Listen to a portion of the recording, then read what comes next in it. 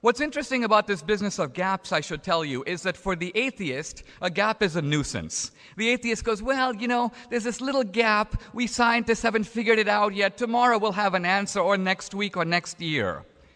This is a very unscientific way to argue. Why? Because true scientists love gaps.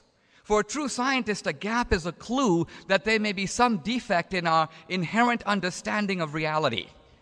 When we had the Newtonian universe 200 years ago, it explained very well the motions of the planets, but there was one planet, Mercury, whose orbit was slightly off.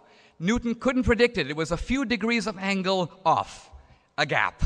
Now, a lot of scientists with Dan's mentality said, no big deal, it's just a little gap, maybe there's some matter we haven't found or something. But Einstein recognized, wait a minute, Newton's theory, this gap means that Newton's theory is in a way wrong.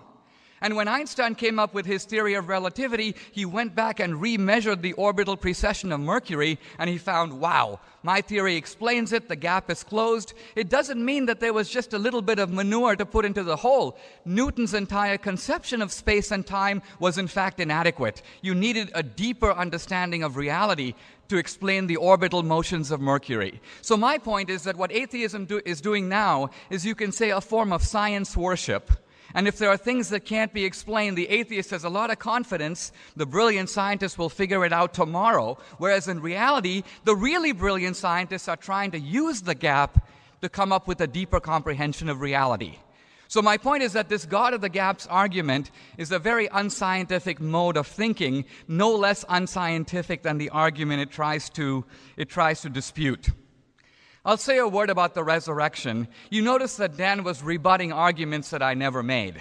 He said, well, we don't know that there were 500 witnesses. I never mentioned 500 witnesses.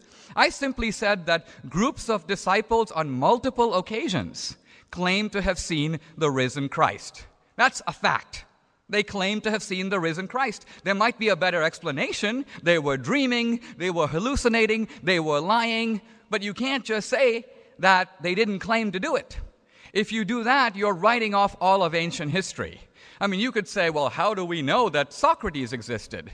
After all, it was only Plato and Xenophon and Aristophanes who mention him. The documents referring to Socrates often came after his death, so we're not going to believe a word of it. My point is, Dan is a music pastor. He's not a historian. If you apply the standards of history using his method, all of ancient history would have to be written off. We would not believe anything we read. We wouldn't believe that Caesar crossed the Rubicon. We wouldn't believe that Alexander the Great conquered Egypt. We wouldn't believe that Socrates walked the streets of Athens. Essentially, ancient history would be reduced to complete nonsense. Thank you very much.